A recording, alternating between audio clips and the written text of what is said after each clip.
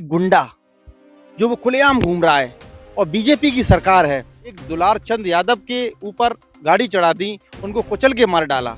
SC OBC सारी जातियों की लड़ाई आज यादव लड़ता है। कभी किसी पंडा ने ऐसा मंत्र नहीं बनाया जो दलित समाज में वो पानी पड़ के और फेंक दिया जाता तो वो उसकी जाति हाई कास्ट में बदल जाती। पर एक पंडा आया और वो बोला कि मुझे 500 रुपए दे दो, मैं भगवान के आपको आगे से दर्शन करा दूंगा। दूसरा आया, भैया उसको 500 मत दो, मुझे 1000 दे दो और मैं तो भगवान के पैर झुलवा दूंगा आपको। अगर ये लोग एससी ओबीसी के लोगों को सताएंगे तो यादव सबसे पहले खड़ा हो जाएगा। नेताजी ने इन लोगों को लखनऊ जाना और दिल्ली जाना सिखा दिया है।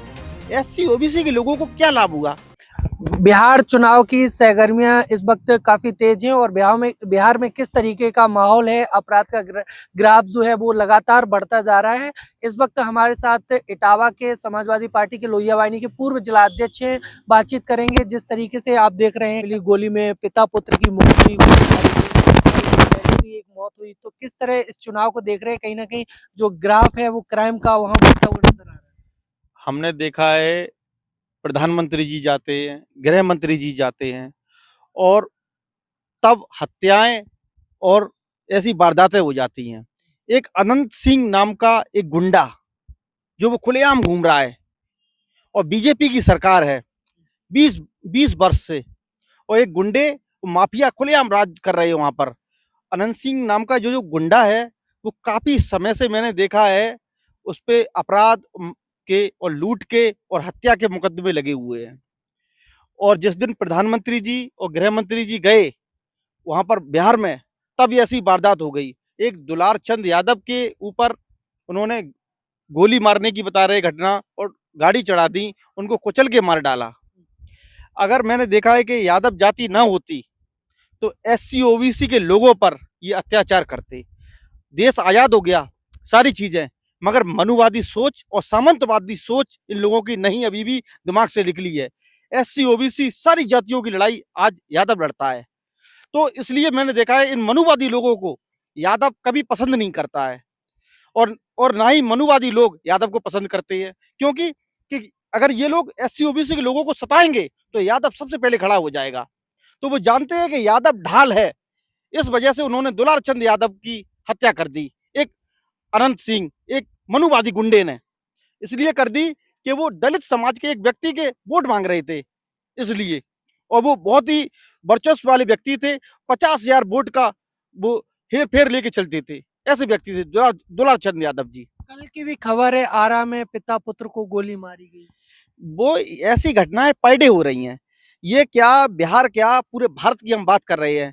अभी आपके ये बगल में मध्य प्रदेश, एक कुशवा समाज के व्यक्ति को उन्होंने पैर धुलाए और पैर धुलाकर वही गंदा पैरों का पानी उसके मुंह में डाल दिया और वो पैर पकड़ रहा है।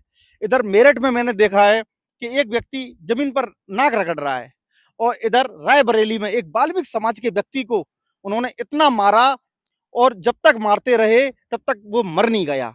ये मनुवादी लोग नहीं है, ये कौन है? और इटावा में चुटिया कांड हुआ। ऐसी काफी जो घटनाएं हैं जो हर समय ये मनुवादी लोग बढ़ चढ़ के करते रहते हैं। इनको सिर्फ यही डर था कि यादव सबसे ज्यादा बढ़ चढ़ के हमको रोकने में आगे है। सारी जातियों की लड़ाई यादव ही लड़ता है।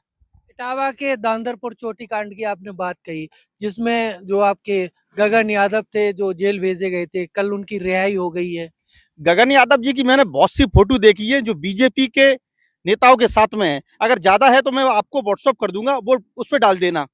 वो तो हमेशा से मांग करते आ रहे हैं अहिर रेजिमेंट के लिए। अही रेजिमेंट की मांग तो पूरा भारत कर रहा है, पूरा भारत कर रहा है। गगन यादव क्या नई नेता है? गगन यादव को मैं तो जानता ही नहीं हूँ कौन है गगन यादव। मैं तो एक ही नेता जानता हूँ, राष्ट्रीय अध्यक्ष श्री अखिलेश यादव जी को। तो जिस तरीके से अब जो चुनावी माहौल बिहार में चल रहा है और इस बीच अगर क्राइम ये जो बढ़ रहा है, तो चुनाव में कैसा माहौल आप देखते हैं? कि ये जो क्राइम बढ़ रहा है, ये मनुवादी लोग खुलेआम गुंडे पे उतारू हैं। ये चुनाव हारने जा रहे हैं और ये चुनाव तो कभी जीता ही नहीं है। ये सिर्फ बेईमानी और वोट काटना और लूट की दम पे चुनाव ये जीत रहे हैं। तो इनको यही डर है कि कहीं जनता एक तरफा वोट तेजस्वी जी को ना दे दे और वो मुख्यमंत्री बन जाए। तो क्या लगता है कौन इस बार जो बिहार का मुख्यमंत्री होने वाला है? वो तो भैया जी ने सीधा बोल दिया है, तेजस्वी यादव जी मुख्यमंत्री बन चुके हैं। बन चुके हैं। हाँ, और एक बात मैं और देखता हूँ, जैसे कि बीजेपी और बीजेपी के लोग मुस्लिम जाति का बहुत बड़ा विरोध करते हैं। आपको आवश्यकता पड़ेगी तो आप मस्जिद में जाओगे, माथा टेकोगे। ये वोट के लिए बीजेपी और बीजेपी के नेता कुछ भी कर सकते हैं। मैंने एक आपका सनातन धर्म की बात करते हैं ये, जैसे भगवान राम का मंदिर बना, एससी ओबीसी के लोगों को क्या लाभ हुआ? आज दिन तक कभी किसी पंडा ने ऐसा मंत्र नहीं बनाया जो दलित समाज में वो पानी पड़ के और फेंक दिया जाता तो वो उसकी जाति हाई कास्ट में बदल जाती। ऐसा कोई मंत्र ही नहीं बना है। केवल जो हाई कास्ट के वही हाई कास्ट के रहेंगे, एससी ओबीसी के लोग हाई कास्ट के नहीं हो पाएंगे। ये धर्म के नाम पर लूट रहे हैं। अभी मैं कुछ दिन पहले बांके बिहारी मंदिर मथुरा में गया, वहां पर एक पंडा आया और वो बोला कि मुझे 500 रुपए दे दो, मैं भगवान के आपको आगे से दर्शन करा दूंगा। दूसरा आया, भैया उसको 500 मत दो, मुझे 1000 दे दो और मैं तो भगवान के पैर छुलवा दूंगा आपको। क्या यार, सनातन धर्म के नाम पर ये लूट हो रही है। बाबा भीमराव अम्बेडकर जी अगर ना होते और स्वर्गीय नेताजी अगर ना होते तो हम लोगों पर बहुत बड़ा अत्याचार हो रहा होता। और इन लोगों ने अत्याचार के मामले में कभी कमी नहीं छोड़ी है। बीजेपी के लोग, मनुवादी लोगों ने, हमारे नेताजी और डॉक्टर भीमराव अंबेडकर जी, इन लोगों ने वो लड़ाइयां लड़ी हैं और वो अपमान सहे हैं, तो और वो अधिकार हम लोगों को दिलाए हैं। अभी 30 या 25 वर्ष से हम लोग इतने संपन्न हो गए हैं नेताजी की वजह से कि हम लोग घर मकान या कुछ खाने पीने लगे हैं। एससी ओबीसी के लोग, इटावा और ये अन्य जगहों के लोग लखनऊ का नाम नहीं जानते थे। नेताजी ने इन लोगों को लखनऊ जाना और दिल्ली जाना सिखा दिया है। मैंने देखा है आज जो नेता बने घूम रहे हैं, जैसे मैंने देखा है काफी लोग नेताजी के पैर छूने समाधि स्थल पे पहुंचते हैं। साख समाज से इन लोगों को नेता किसने बताया? स्वर्गीय नेताजी ने। कठेरिया समाज से इन लोगों को नेता किसने बनाया? स्वर्गीय नेताजी ने।